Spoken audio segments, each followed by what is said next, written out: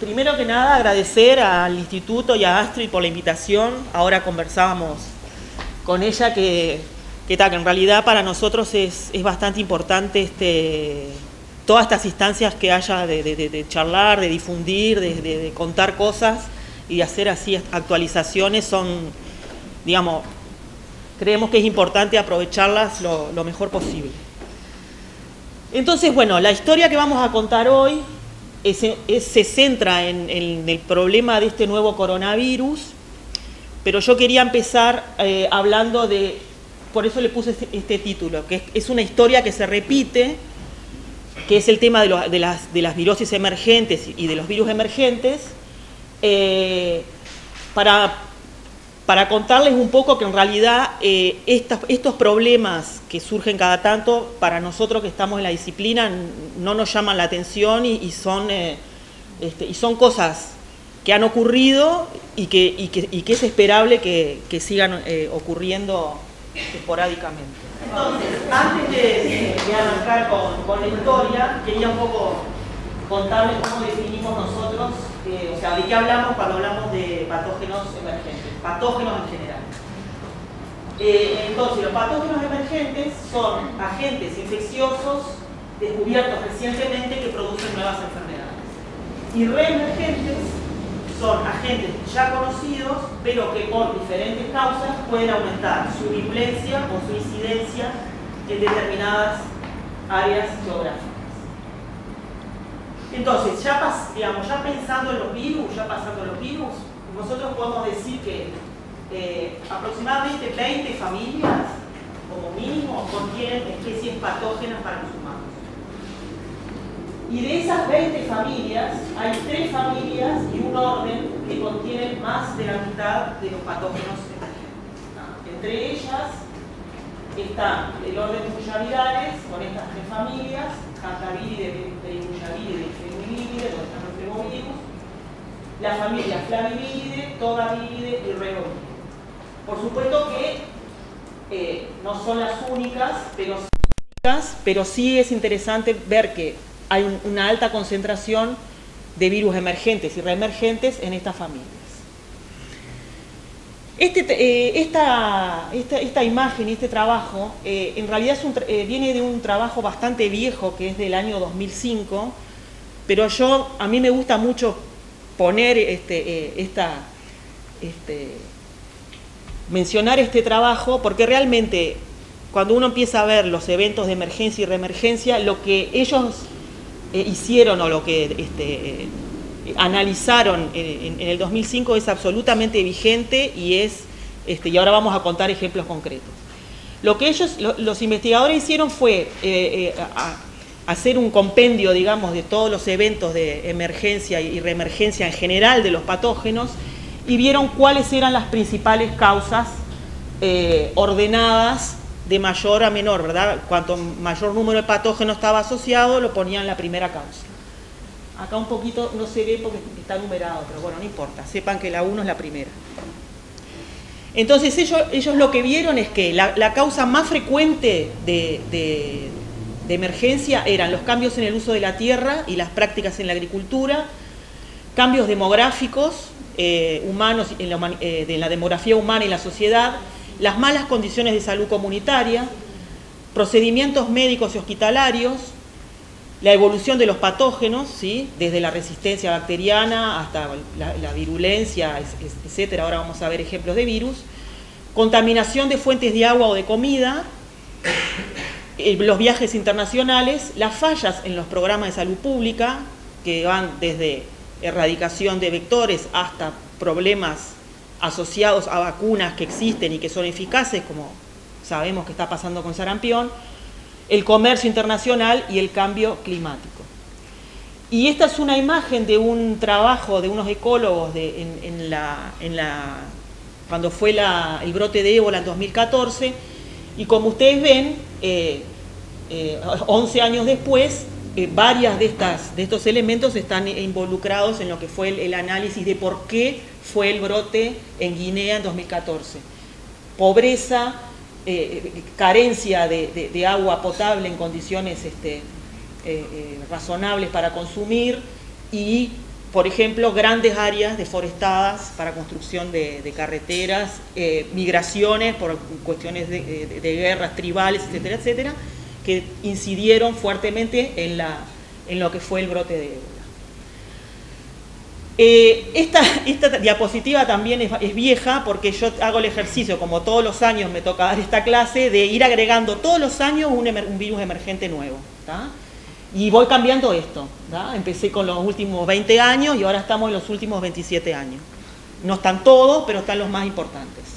Entonces, bueno, podemos mencionar varios: los hantavirus, el coronavirus del SARS, del síndrome respiratorio agudo severo, influenza aviar y la pandemia H1N1, los virus Hendra y Nipah, el coronavirus que causa el síndrome respiratorio de Medio Oriente, el ébola, Chapare, que es un arenavirus, que emergió recientemente en Bolivia, o una reemergencia, mejor dicho, y todos los grupos de los arbovirus. Esto viene un poco temporalmente también. Y bueno, lo que todos conocemos de dengue, fiebre amarilla, West Nile, chikungunya y Zika. Zika lo agregamos hace un par de años y ahora agregamos el agente de la enfermedad por coronavirus, que es el coronavirus 2.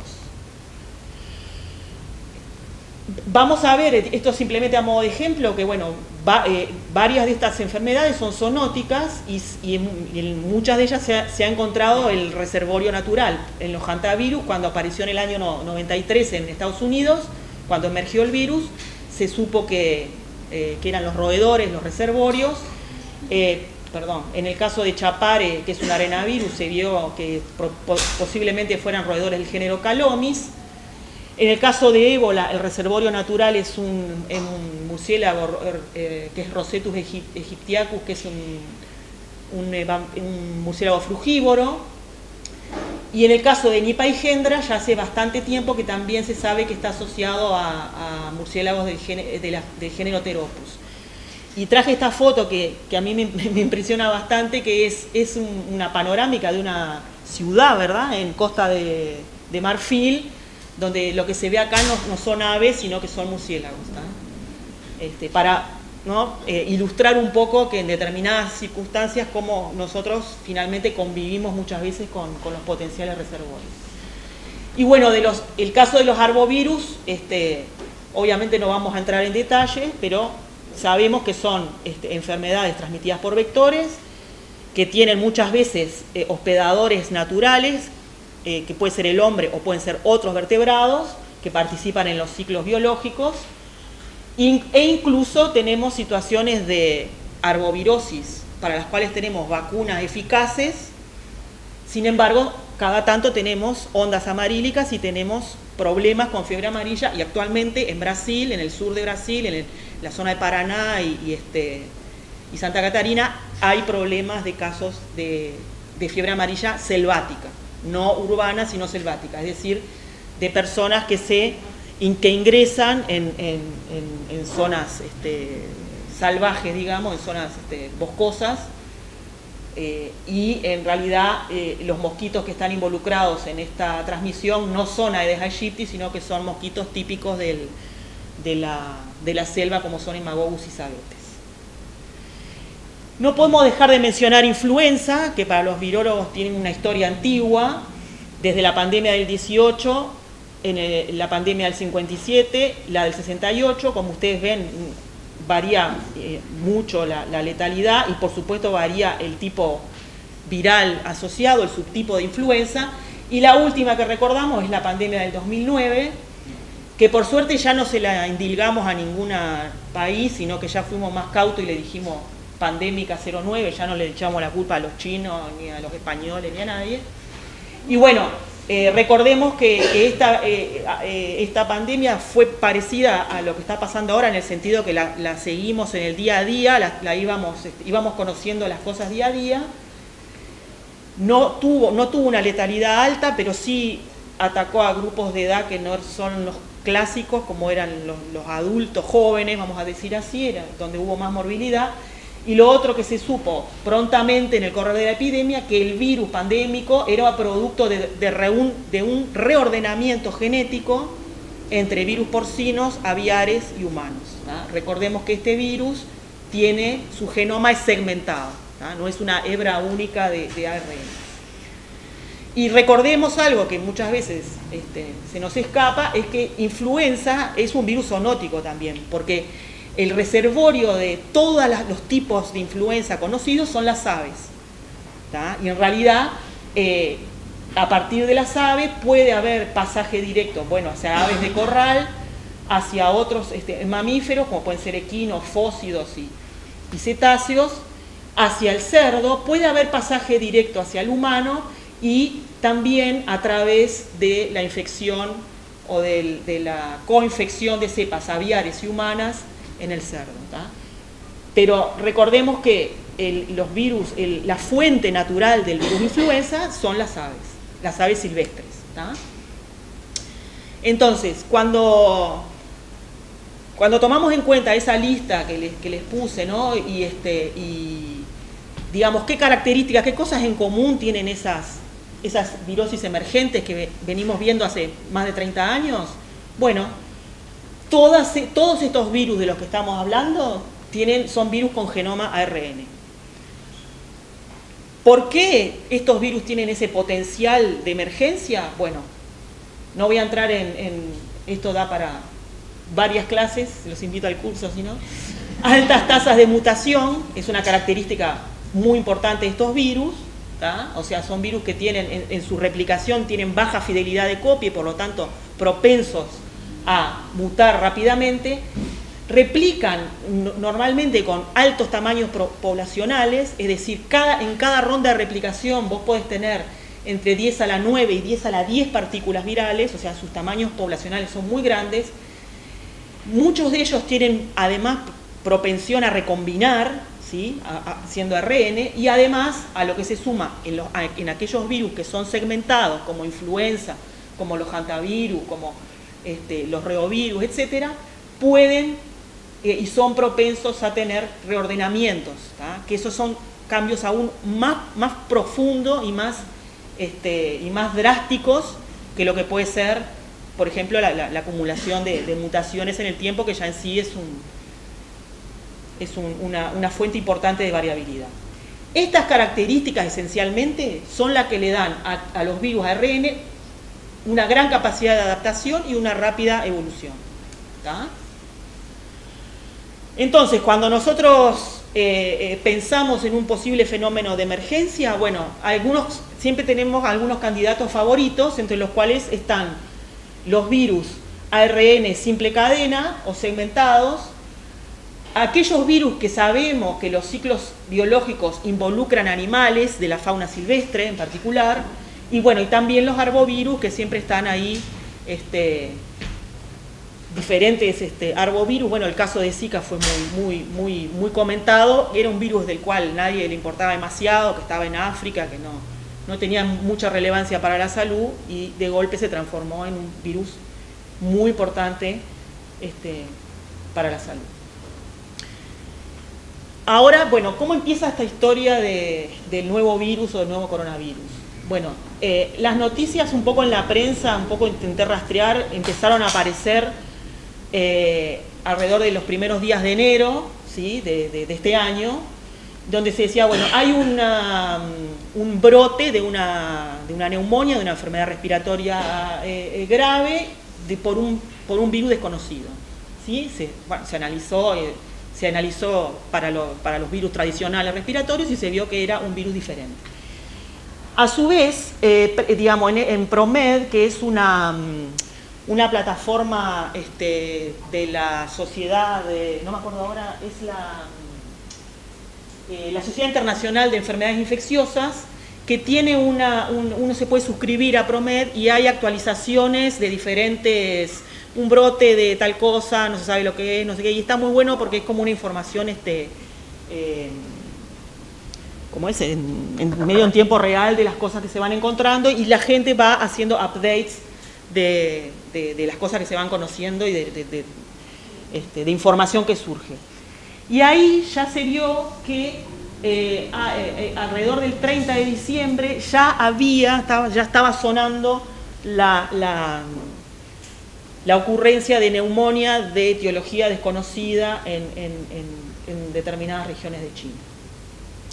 Y vean esto, Este es uno de los primeros, si no el primer trabajo, que fue publicado el 24 de enero de 2020. ¿Tá? O sea, los primeros días los últimos días de diciembre empezó a sonar la cuestión, y este es el primer trabajo que, menos de un mes después, identifica que este virus efectivamente era un coronavirus. Hicieron el aislamiento, lo vieron por microscopía electrónica y vieron claramente que desde el punto de vista morfológico era compatible con un coronavirus. Estos virus justamente toman el nombre por su estructura, que al microscopio, capaz que acá no se ve tan bien, pero a la microscopía, estos virus tienen como unas bolitas que se llaman peplómeros, que son es una de las proteínas es la proteína de unión, que se llama Spike, que se ve muy bien y es muy típica la imagen a la microscopía.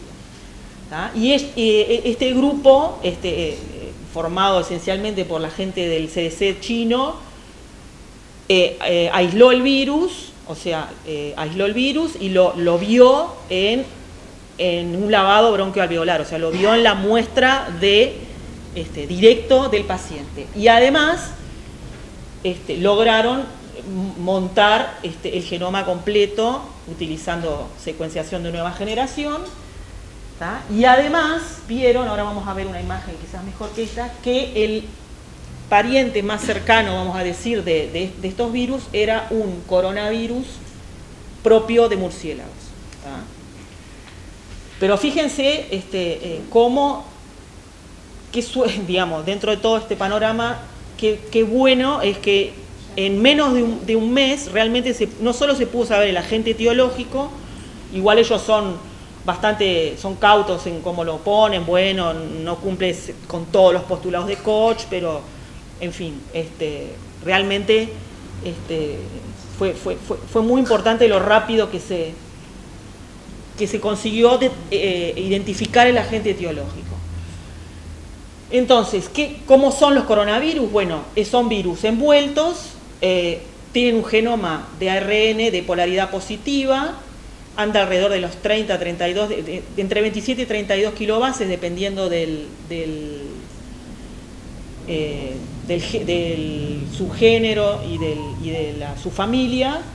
Y las proteínas más relevantes desde el punto de vista estructural es la proteína E, la pequeña proteína de envoltura, el spike, que les decía, la proteína de unión al receptor, lo que el virus usa para entrar a la célula, la proteína de membrana, ¿sí?, que es una proteína integral de la envoltura del virus, y la nucleoproteína, que es una proteína que está cubriendo el genoma del virus para protegerlo después de la degradación.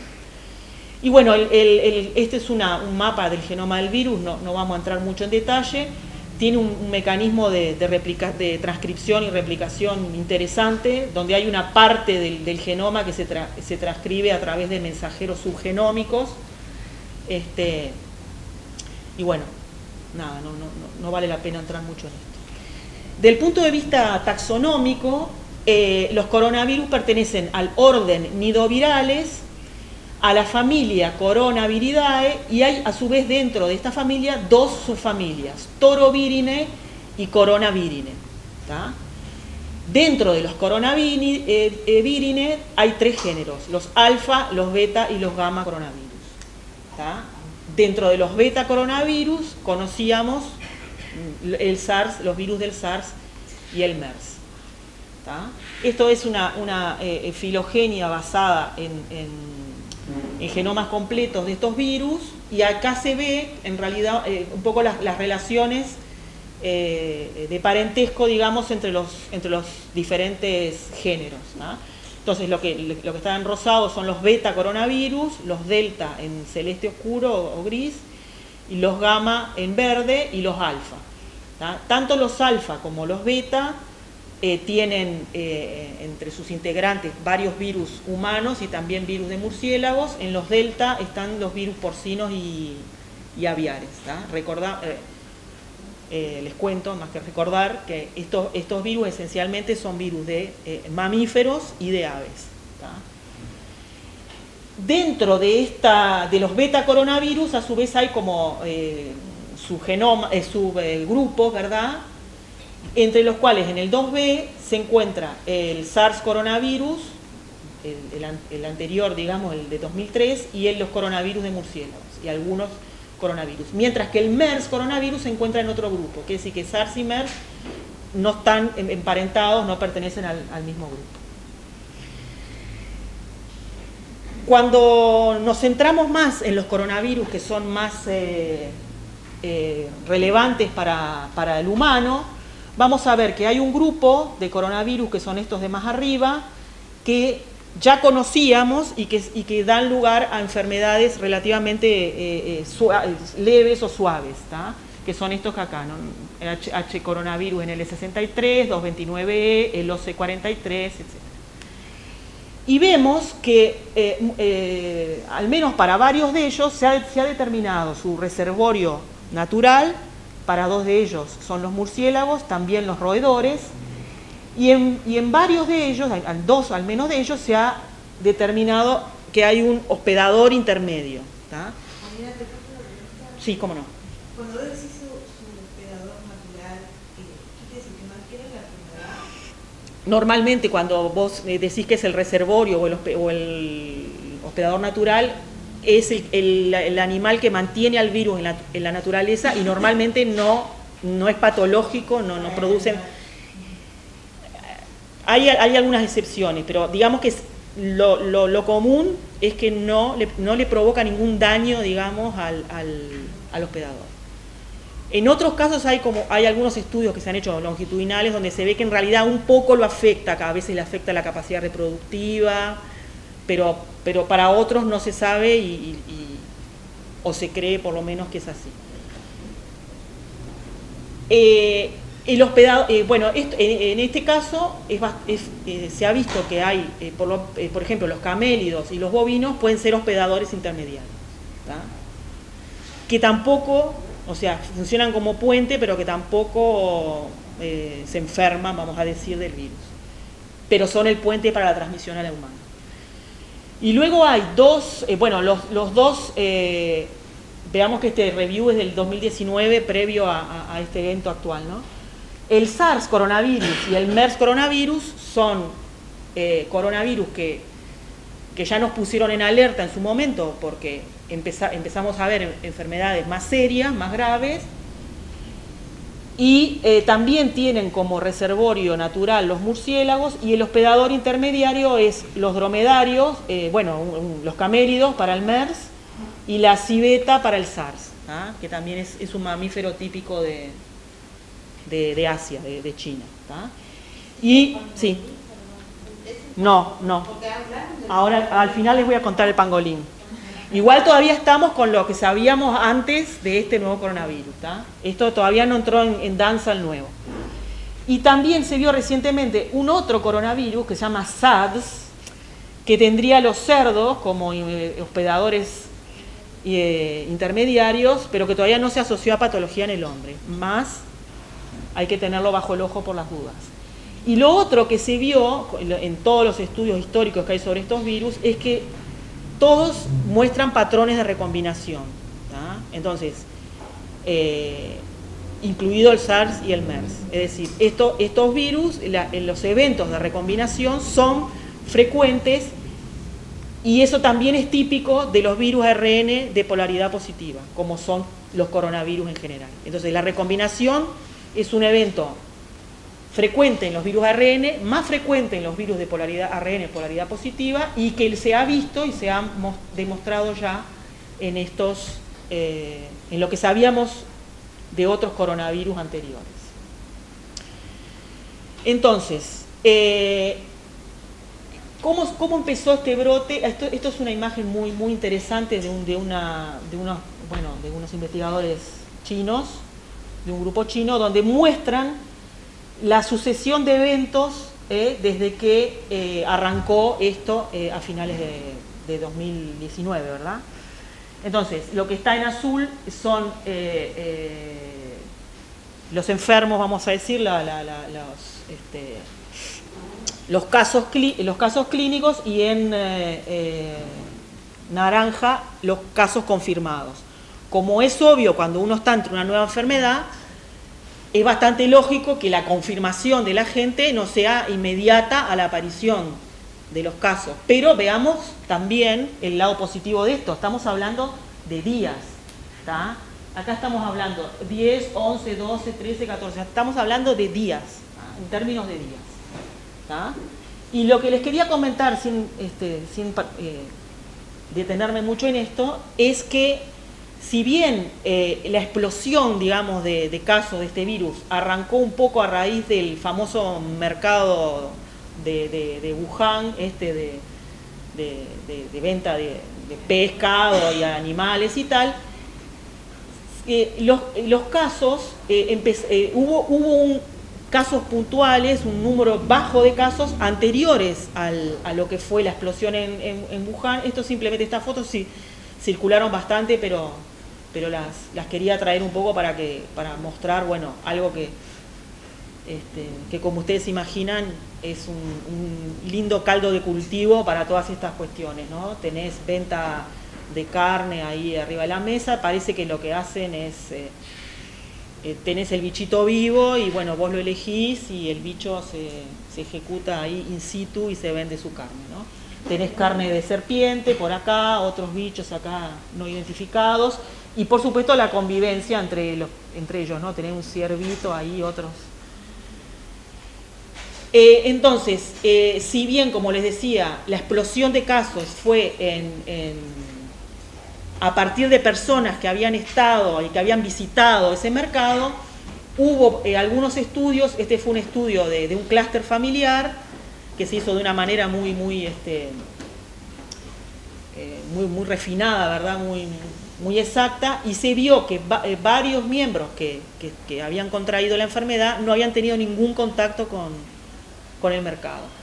Y esto tampoco llama la atención, porque esto, después cuando termine esta historia vamos a ver que es muy probable que este virus estuviera circulando de forma silenciosa antes de la explosión de lo que fue la ola epidémica, y quizás también haya estado antes de los primeros casos. Y eso es bastante frecuente cuando uno luego hace estudios retrospectivos sobre suero de pacientes, cuando uno ya ha generado las herramientas para poder mirar los anticuerpos, etcétera. Bueno, muchas veces es bastante frecuente ver eso. Con el SARS pasó eso. El SARS empezó cuando empezó, pero después los estudios retrospectivos vieron que en realidad el virus ya estaba circulando bastante tiempo antes de que ocurriera el brote, ¿no? Algunas diferencias entre lo que fue el SARS coronavirus 1, el de 2003, y el actual, el SARS coronavirus 2. Por ejemplo, bueno, el SARS coronavirus 1, la Organización Mundial de la Salud decretó, digamos, el cierre del brote, ¿tá? Fue un brote que se terminó más o menos con unos 5.000 casos en China y unos casi 3.000 fuera de China, con alrededor de entre 300 y 400 muertes dentro y fuera de China. Pero hay algo interesante acá que yo quiero mostrar y reafirmar. Entre que empezaron los primeros casos y que se declaró y se informó a la OMS, etcétera, etcétera, de que estaba ocurriendo un brote de una enfermedad desconocida y tal, pasaron como 2 meses, ¿tá? Sin embargo, en este caso, en el caso del nuevo coronavirus, ven que la línea de tiempo es mucho más corta y en realidad realmente pasaron 2 semanas entre que se empezó a ver que había algo, que estaba pasando algo y que se declaró, se notificó, mejor dicho, a las autoridades sanitarias la situación.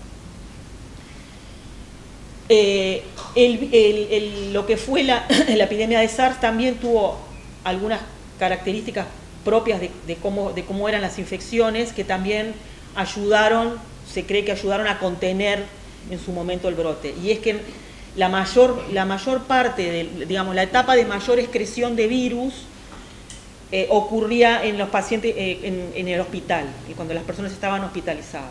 Entonces eso ayudó a las medidas de contención. Sin embargo, con este virus es diferente. ¿tá? Hay hay personas con pocos síntomas, personas con síntomas leves, y aparentemente tiene una excreción mayor, de más cantidad de virus, pero más perdurable en el tiempo. ¿Tá? Entonces, el hecho de que en un punto se haya visto que eran casos más graves y que muchos fueron hospitalizados, también ayudó a lo que fue la contención del SARS. Pero recordemos que este virus también viajó y hubo casos, exportación de casos a varios lugares del mundo. ¿Tá?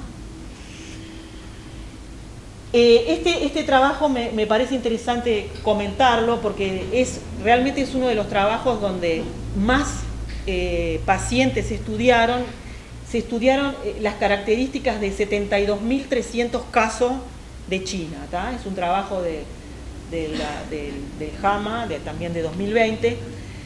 Es cierto que está mirando los de China, pero realmente por el número enorme de casos que estudiaron, son números que son interesantes. Comprende los casos a febrero 11, ¿sí? En el cual, en ese momento tenían 62% de casos confirmados, 22% de sospechosos y 15% diagnosticados y un 1% asintomáticos. En cuanto al espectro de la enfermedad, se vio que el 81% de esos casos eran leves. ¿Tá? Y la distribución de edad les da que, varias cosas interesantes, que el 87% de los casos les caía entre los 30 y los 79 años y que había pocos niños que se infectaban, ¿sí? Que el 1% eran niños menores de 10 años. Y sí. ¿Esta de abajo? No, son los casos. Los casos, sí, confirmados. Sí, casos confirmados. Y la otra cosa que se vio es el famoso tema que tanto se discute de la tasa de letalidad. ¿Tá? Hay diversos cálculos de la tasa de letalidad. Uno puede calcularla global, ¿tá? O sea, la letalidad es número de fallecidos sobre el número diagnosticado, es un número fácil. El tema es que hay que tener cautela para interpretar. ¿Tá? Por ejemplo, cuando vos estratificás por grupo de edad, lo que se ve es que en realidad el grupo de mayor riesgo, el que tiene mayor letalidad, son los pacientes mayores de 80 años. ¿Tá? Acá vuelvo a... ¿Sí? Si vos lo dividís a los casos por grupo de edad, vas a ver que, por ejemplo, los niños, además de infectarse poco, al menos en estos 73.000 casos, ¿no? Siempre hablando de este estudio. No quiere decir que no haya ninguno, ¿verdad? Pero sí que no encontraron fallecidos, ¿sí? Luego las letalidades son bajas y recién empieza a subir un poco a partir de los 50, 59. A partir de los 70 ya alcanza un 8% y el grupo de edad más complicado es el de mayor de 80, ¿tá? Que es 14,8 la letalidad. ¿Tá? Bueno, de todo lo que se ha publicado, todo lo que está depositado en los repositorios libres de publicaciones que no están arbitradas, etcétera, etcétera, lo que sí podemos decir al día de hoy es que el pariente más cercano, ¿verdad? Acá tenemos los primeros genomas completos, esto viene del paper que les mostré primero ampliado, ¿verdad? Estos son los primeros genomas completos que se obtuvieron, así pronto, a pocos días de arrancar la epidemia, son virus de China. Y de lo que había en las bases de datos, el variante más cercano es un coronavirus de murciélagos de Rhinolophus affinis, cuya distribución en China es la que se muestra acá. Sí, estos puntos corresponden a la distribución del murciélago. ¿Tá? Como les digo siempre, en este momento, al día de hoy, la hipótesis más aceptada es que este nuevo coronavirus, surgió a través de un salto de especie, ¿sí? Y posterior adaptación desde un reservorio murciélago. Y similar a lo que se ha visto en el SARS y el MERS, se sospecha que puede haber otro mamífero como hospedador intermediario, pero todavía no está demostrado y no se ha encontrado fehacientemente cuál es el hospedador intermediario. Y esto lo traje como antecedente, que me pareció interesante, es un trabajo de una revista china que se llama Biológica Cínica, y es que ellos hicieron, este trabajo se publicó en 2018, ellos hicieron un estudio serológico en personas que vivían en cercanía de cuevas, ¿sí? En diferentes puntos. Acá están marcadas las cuevas y los lugares donde... El triangulito son las cuevas o villas que estaban cerca de las cuevas y tal. Y ellos encontraron que esas personas tenían algunas, un 2,7% de esas personas tenían anticuerpos contra un coronavirus relacionado a murciélago, un coronavirus de murciélago, específico de murciélago. Esto es un antecedente interesante, pero como todas estas cosas hay que tomarlo con pinzas. ¿Por qué? Porque esto no quiere decir que estas personas hayan tenido algún tipo de infección directa desde el murciélago, sino que quizás hay parentesco antigénico entre estos virus y quizás los coronavirus actuales que muestren cruces. Es decir, quizás estos anticuerpos no sean 100% contra este virus, sino que son anticuerpos que están mostrando que el virus quizás ya está, un virus, no este virus, no el SARS coronavirus 2, pero quizás un virus emparentado con los virus de murciélagos quizás ya estaba circulando en las poblaciones. Entonces esto es como un puntito que después, bueno, a futuro los estudios lo van a ver, ¿tá? Y acá es este mapa más grande, donde está Wuhan y donde está acá en rojo y en negro los lugares que ellos muestrearon. Bueno, esto es bastante lejos, ¿no? La rayita esta son 1000 kilómetros, ¿no? Pero, digamos, este tipo de estudios después retrospectivos son los que nos van a decir quizás desde qué momento empezaron a ocurrir estas pequeñas introducciones. Bueno, entonces ustedes me van a decir, listo, la solución a esto es terminar con los murciélagos y terminamos con el programa. No, no y no. No, no y no. ¿Por qué? Yo tuve en varios lugares reportajes y cosas que todos querían que yo argumentara por qué no hay que... Pero primero, ¿por qué no? ¿Por qué no? Primero, ¿por qué no? Pero además de por qué no, ¿por qué lo vamos a hacer? Es cierto, bueno, sabemos que los murciélagos, además de estar en la naturaleza y ser unos bichitos muy lindos, tienen roles muy importantes en los ecosistemas, ¿tá? Uno de los más importantes quizás que a nosotros nos atañe como humanos es que los murciélagos insectívoros consumen grandes cantidades de insectos voladores y son controladores de las poblaciones de insectos. Actúan como polinizadores, actúan como dispersores de semillas, por lo tanto son, como digo, ¿no? Hay que conservarlos porque hay que conservarlos, pero además a nosotros nos sirve conservarlos, ¿no? Viendo desde el punto de vista más egoísta posible. Pero además se ha visto y se ha demostrado,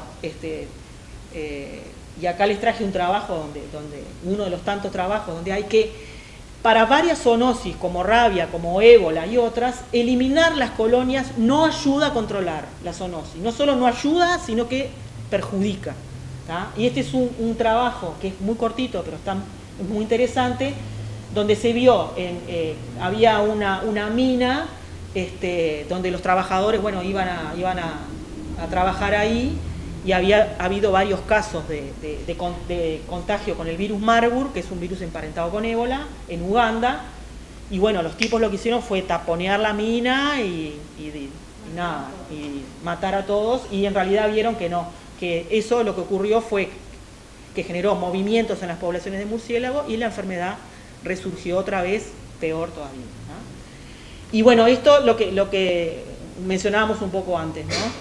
El problema somos nosotros destruyendo ecosistemas, somos nosotros deforestando y somos nosotros entrando en contacto, usando consumiendo, teniéndolos como mascotas. Es bastante común en algunos lugares utilizarlos como en vez de tener perrito y gatito, tenés al murciélago enjaulado como una mascota.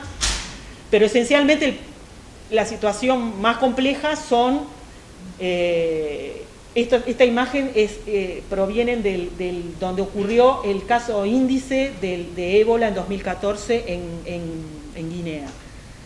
Y una de las cosas previas que había ocurrido había sido una gran deforestación para construcción de carreteras, para plantar, etcétera, etcétera, y lo que se piensa es que eso generó migraciones en las poblaciones de murciélagos que aumentaron la chance de contacto, y que en un lugar donde no había ébola empezó a haber, porque justamente hubo migraciones de los murciélagos. Por lo tanto, tengamos claro que y si nos retrotraemos a la lista que les mostré al principio, en realidad la mayoría de estos fenómenos de emergencia tienen que ver, sí, es cierto, con las características de los virus que las causan, con las características biológicas, pero mucho tienen que ver con cómo nosotros interactuamos con la naturaleza, ¿no? Cómo cada vez el contacto con los potenciales reservorios es mayor, cómo nosotros modificamos las poblaciones, modificamos los ecosistemas y hacemos que los bichos realmente no tengan a dónde ir y de repente se acerquen más de lo necesario a las poblaciones humanas. Esto, si quieren así ponerse nerviosos, entren a esta página que tiene updates diarios de la situación del coronavirus, SARS coronavirus 2, que igual es interesante porque yo esta imagen la saqué del 9 de marzo, donde había el total de confirmados y de fallecidos y de recuperados, y al otro día ya teníamos esto. Esto es de ayer de noche, 118.550, 4.200 fallecidos, y está bueno porque está la distribución, o sea, en el mapa se ve más o menos dónde están los principales focos, el tamaño del globo tiene que ver con el número de casos, y bueno, todavía China es el epicentro de la cuestión, pero hay, digamos que los 4 lugares donde hay más casos es China, Italia, la República Islámica de Irán y Corea. Y entonces cuando nosotros analizamos individualmente esos lugares, vemos que hay diferencias en la letalidad, hay diferencias y bueno, obviamente hay diferencias en las medidas que toman los países para tratar de controlar, ¿verdad? ¿En Latinoamérica solo Uruguay o algún otro país que no? Bueno, Brasil, Paraguay está acá marcado, Argentina, Chile, Bolivia, no sé si tiene. Ayer, bueno, fue ayer después de las 10 de la noche, porque no está acá marcado.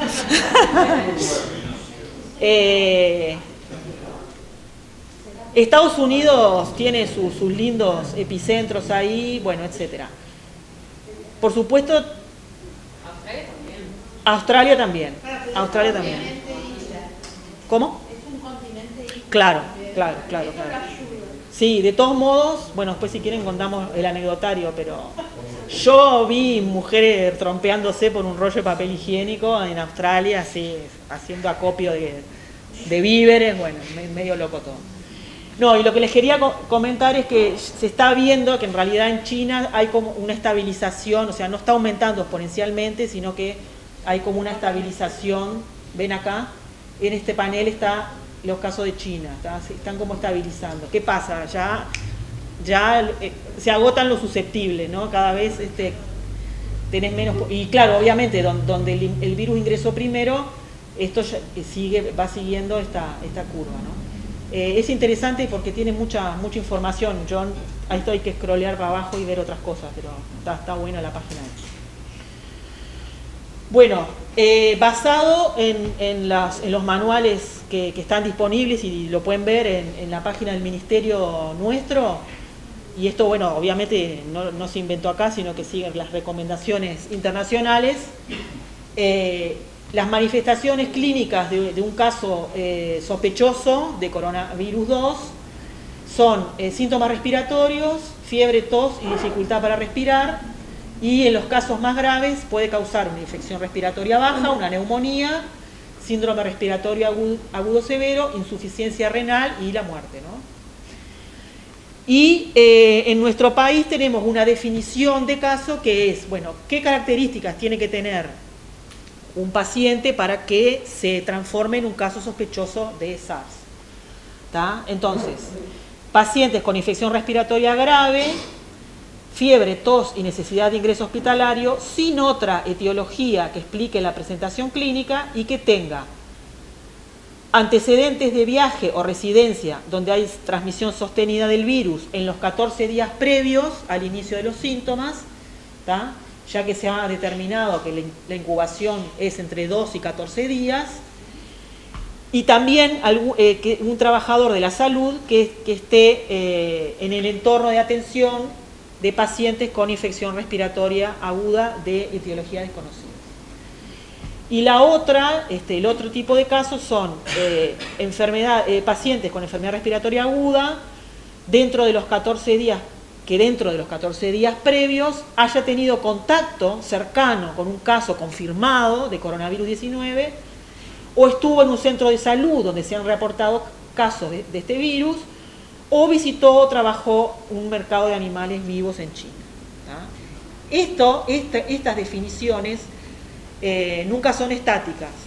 Esto lo dice claramente en la página, se actualizará en función de la situación epidemiológica. Por lo tanto, estas cosas pueden cambiar y suelen cambiar a lo largo en el transcurso de cómo viene la epidemia.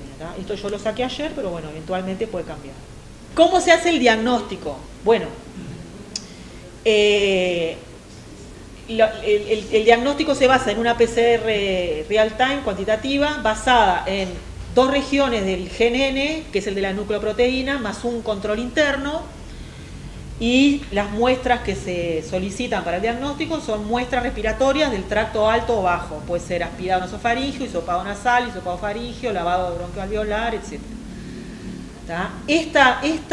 ¿Se acuerdan que dijimos que esta es una proteína interna, es la nucleoproteína del virus, pero se ha utilizado una zona que permite decir es coronavirus y otra zona que te permite decir es coronavirus de 2019, ¿tá? Porque entre todo esto que está en la vuelta también tenemos los coronavirus de toda la vida que siguen circulando, y de hecho acá en Uruguay, hasta donde yo sé, hubo unos 4, 5 o 6 que eran coronavirus, o sea que los médicos estaban bien con el ojo bien atento, pero eran de los coronavirus tradicionales. Esta técnica que estoy mostrando acá es la que implementó el CDC, pero hay otras que están reconocidas y que se pueden utilizar. No es la única que hay, pero bueno, es la que se reparte esencialmente a los centros de referencia de los países, es esta de técnica del CDC. Bueno, ¿cómo se transmite? Estas cosas se han conversado bastante, pero bueno, me pareció que igual las tenía que traer porque la transmisión es interpersonal, vía microgotas, ¿tá? Vía aerosoles, y a través del contacto con superficies contaminadas. ¿Tá? Una cosa que tenemos que es interesante comentar de este virus es lo que se llama, y es el número reproductivo básico, o R0, que lo habrán encontrado por ahí, que es un número que significa el promedio de casos nuevos que genera un caso, índice, vamos a decir, a lo largo de un tiempo de un agente infeccioso. Entonces, para muchos virus se conoce el R0, es decir, a partir de que vos tenés un caso, bueno, ¿cuántos más se contagian?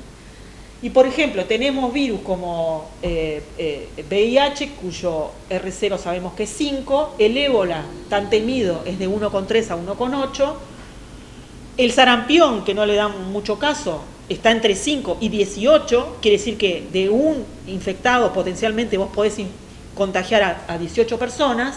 Las paperas también es muy contagiosa, de 6 a 14, al igual que la varicela, y el coronavirus 1 tenía un R0 de 3. ¿El mate no es una fuente de transmisión? Sí, a menos que lo tomes a 100 grados, puede ser una fuente de contaminación. Las estimaciones para el SARS coronavirus 2 están entre 1,5 y 4. Y generalmente estos números se afinan mucho mejor al final de la epidemia. Ustedes dirán, bueno, ¿para qué calculan si no sirve para nada? Bueno, pero son cosas, les digo esto hoy y capaz que dentro de 6 meses va a ser o 1,5 o 4. Quiere decir que si es 4 es bastante más contagioso que el coronavirus 1, pero si es cerca de 1,5 no es tan contagioso. ¿Tá? Y esto surge de diferentes estudios que no llegan a un número único. ¿Tá? Pero con todo podemos decir que es mucho menos contagioso que el sarampión o que las paperas. ¿Tá? ¿Cómo se previene? Bueno, se ha hablado, esencialmente se previene como cualquier virus respiratorio. ¿Tá? Lavado de manos, limpieza de superficies, cubrirse al toser o al estornudar y mantener la famosa distancia social. ¿Tá? Así que uruguayos que entramos y nos besuqueamos todo el rato, de a poquito vamos a tener que ver esa costumbre, ¿no? Bueno, y esto obviamente ha llevado, a, como ustedes todos ya saben, a suspensión de un montón de actividades que juntan mucha gente, congresos, recitales, fútbol y un montón de cosas. ¿Tá?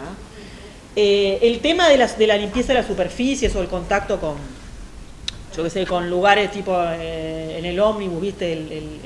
Donde te agarras en el ómnibus o las mesas o qué sé yo, eso es bastante importante y en realidad en sí el virus es bastante fácil de inactivar, o sea, al ser un virus envuelto con hipoclorito, con alcohol 70, con agua oxigenada, es fácil de inactivar, no es difícil de inactivar. ¿Tá?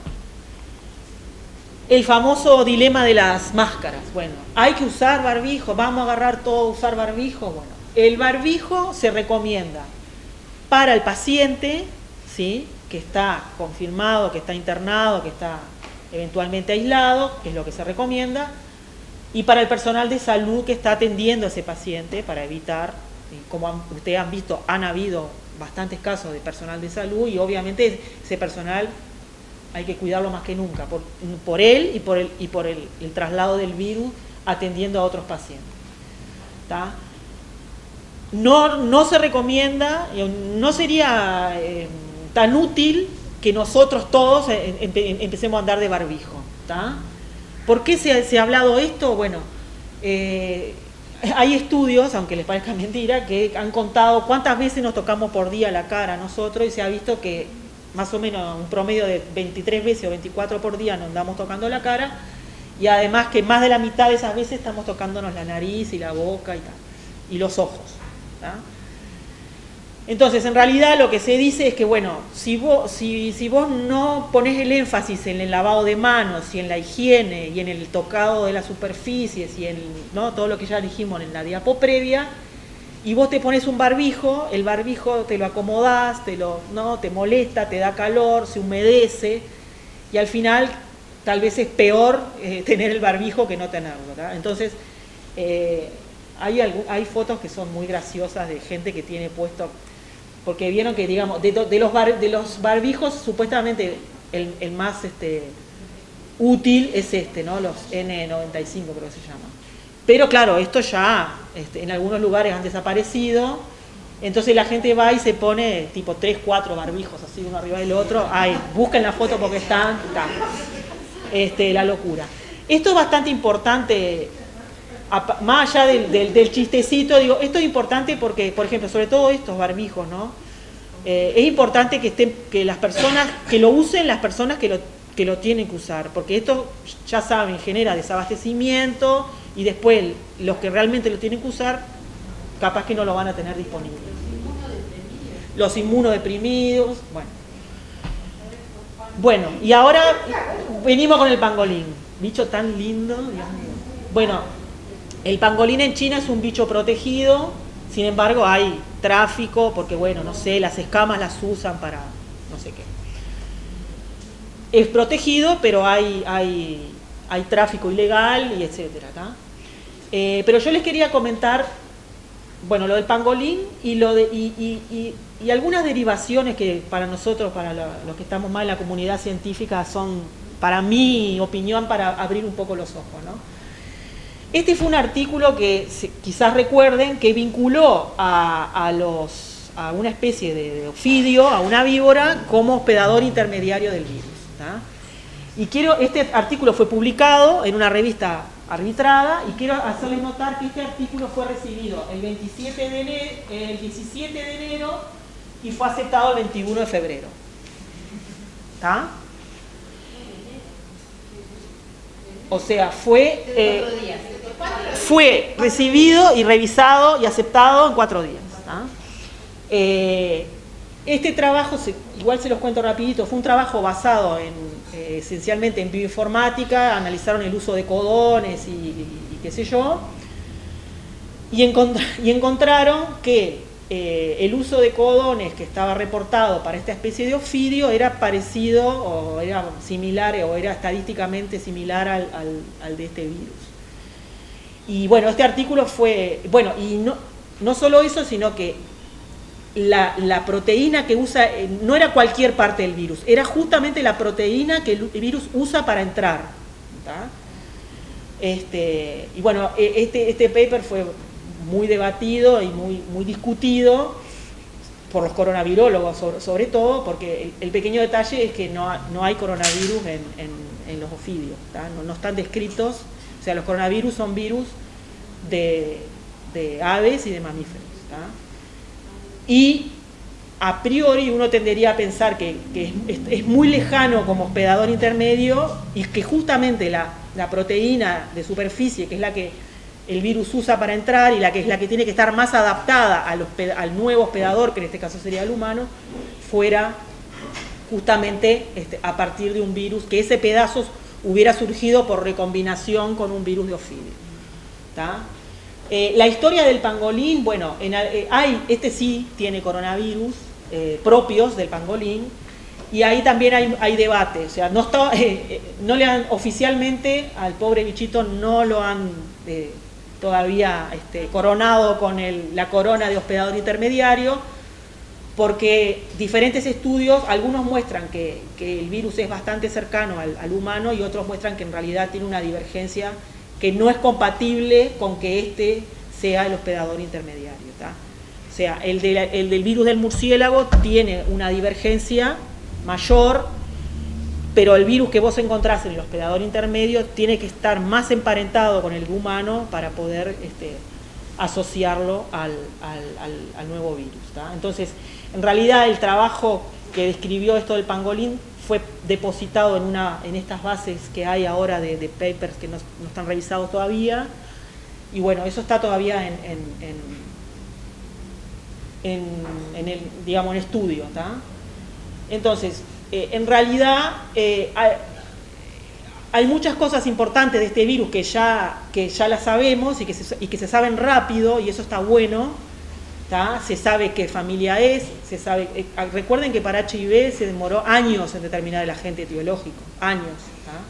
Entonces, ¿cuáles son las partes buenas de esta historia? Bueno, tuvimos secuencias completas del virus, es un virus que es relativamente pequeño, se secuenció fácil, tiene alta carga viral, por lo tanto fue relativamente fácil rescatarlo de los tejidos y de las muestras humanas para poder secuenciarlo rápido. Se sabe o se estima cuál puede ser el hospedador natural, pero hay bastantes cosas por saber. Si efectivamente hay un hospedador intermedio, hay que buscarlo, hay que encontrarlo, y hay otras cosas importantes que hay que conocer: la patogénesis, la virulencia, los modelos animales, el verdadero rocero, y al final de la historia cuál va a ser la letalidad de este virus, porque como ustedes ven, va cambiando, cambia por países, cambia según el nivel de atención, de cobertura sanitaria que hay en los países, o de capacidad diagnóstica, etcétera, etcétera. Entonces, como que eso lo vamos a conocer, queremos conocerlo ahora, pero lo más probable es que lo conozcamos al final de la epidemia. Y el otro trabajo que les quería traer, un poco reflexionando sobre el tema del publicoma, miren recibido el 25 de febrero, revisado el 28 de febrero y aceptado el 29 de febrero. ¿Tá? Este trabajo dice muchas cosas, pero esencialmente lo que dice es que el coronavirus 2019 tiene dos linajes, uno se llama L, que es mayoritario, y otro le llaman S, que es como minoritario, y lo que dicen es que se lanzan al estrellato y dicen que el linaje L, por ser más mayoritario, es más virulento y es más, es más grave, digamos. ¿Por qué? Por el solo hecho de que hay más, ¿tá? Bueno, este trabajo, bueno, ya hay largos líos con este trabajo. Hay un grupo de Inglaterra que hizo una crítica severa a este trabajo y que está pidiendo que lo retracten. Pero ¿por qué? Digo, más allá de que es bastante complicado, bastante flojo como hacen el trabajo, pero lo más importante y lo más grave, a mi entender, de esto, es que yo ya he escuchado a la prensa y ya he escuchado decir que bueno, que el virus que ingresó en realidad, por suerte, es el menos virulento, y en tal lado no, en tal lado es el más virulento. Entonces, esas cosas son complicadas y tenemos que trabajar y trabajar rápido y comunicar rápido, pero parte de esta ¿no? locura al que publica primero, al que dice primero, al que pone la pata primero, puede llevar a este tipo de cosas que al final uno dice, bueno, ¿qué importa la filogenia del virus para la salud? Pero al final importa, porque si hay gente que está diciendo que el virus es más virulento porque hay más en este estudio y porque ellos dicen que es más virulento sin haber hecho absolutamente ninguna prueba, eso es complicado, ¿tá? Entonces, parte de la crítica, o quizás la parte más, aparte de la parte científica, la parte más jorobada de estas cosas es eso, ¿no? Que puede llevar a errores y a problemas ya a nivel de lo que es la atención de los pacientes, ¿tá? Y bueno, nada, para terminar, darles las gracias, decirles que en realidad se está trabajando muy rápido y muy bien. Esto empezó hace 2 meses y medio, pero también se necesita más tiempo, se necesita más plata y se necesita sobre todo más trabajo de campo. Y el trabajo de campo, como muchos de los que están acá que saben muy bien lo que es laburar en el campo, necesita tiempo, necesita tomarse las cosas con calma antes de generar demasiada alarma. Bueno, y nada, la reflexión era esa, tomárselo con calma y desesperarse menos en la carrera por publicar rápido y mal, ¿tá? Nada, gracias a todos.